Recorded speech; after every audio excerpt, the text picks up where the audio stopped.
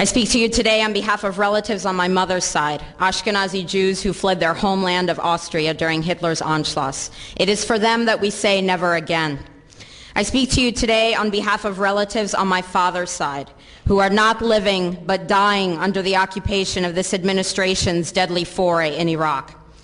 From the lack of security, to the lack of basic supplies, to the lack of electricity, to the lack of potable water, to the lack of jobs, to the lack of reconstruction, to the lack of life, liberty, and the pursuit of happiness, they are much worse off now than before we invaded. Never again should apply to them too. That's right.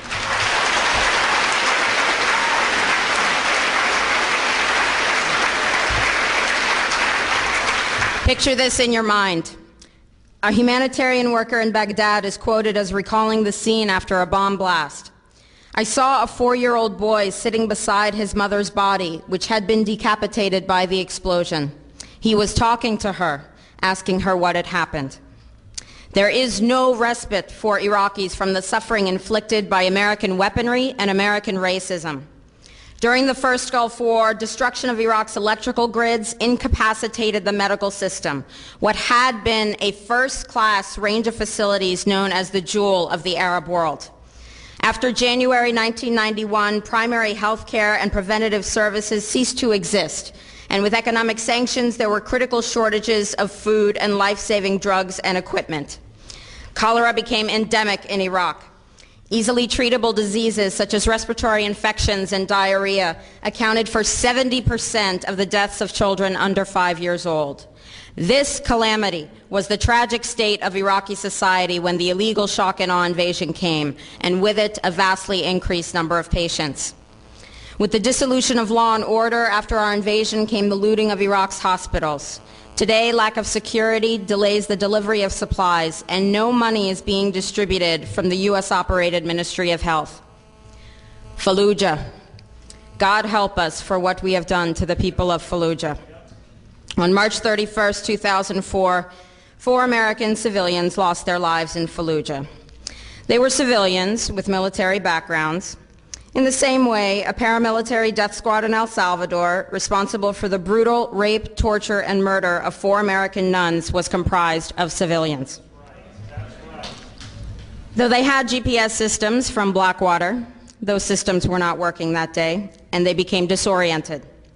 But they should have known long before, when they were boarding a plane to Baghdad, that they were going the wrong way.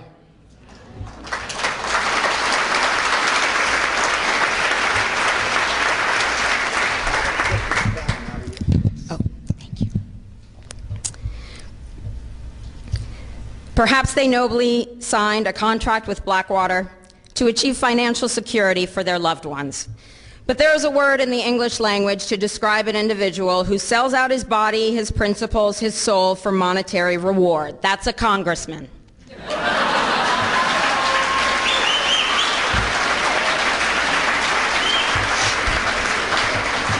In the same way that Nazi soldiers fell victim to their system during the Warsaw Ghetto Uprising, these hired killers from Blackwater got justice served to them on a silver platter.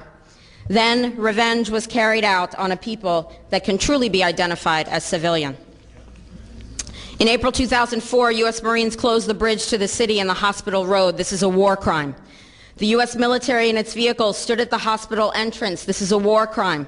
And snipers were positioned on rooftops targeting ambulances and the clinic doors. Between 600 and 800 civilians were killed in that siege, but that wasn't enough.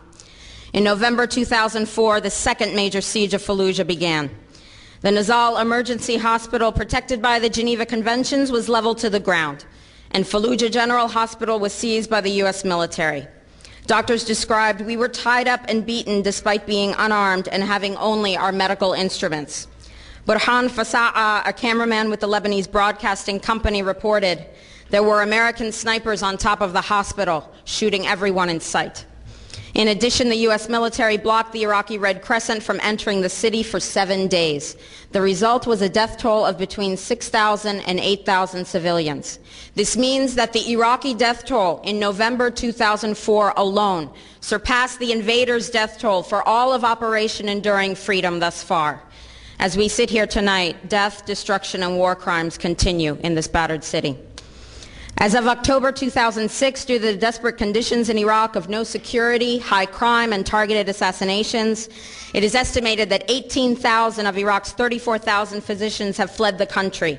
2,000 doctors and 164 nurses have been murdered, and another 250 kidnapped for high-priced ransoms.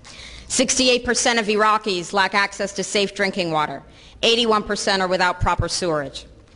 And the segments of the population who suffer the most whenever there is no law and order are women and children. Women have all but disappeared from their roles in the workforce. Once contributors to Iraqi society as teachers, judges, lawyers, doctors, engineers, traffic police, and more, the threat of violence and kidnapping now imprisons many women in their homes. But even there, they are not safe from the terrorism of daily house raids by American soldiers and their subordinate Iraqi police. For the children of these women, during the first 3.5 years of occupation, 270,000 newborns received no immunizations. 800,000 Iraqi children are not in school due to the chaos, lack of security, and severe poverty. According to the State of the World's Mothers report released last month by Save the Children, the chance that an Iraqi child will live beyond age 5 has plummeted faster in Iraq than anywhere else in the world since 1990. In 2005, 1 in 8 Iraqi children died of disease or violence before reaching the age of 5.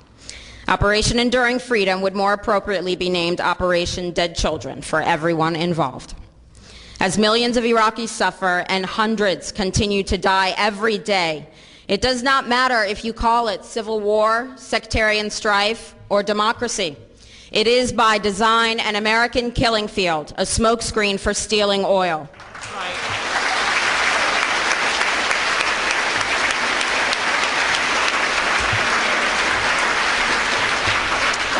Here at home, if we don't care about the welfare of returning veterans who make up 1/3 of our homeless population, how do we expect to care about the welfare of now over 4 million Iraqi refugees?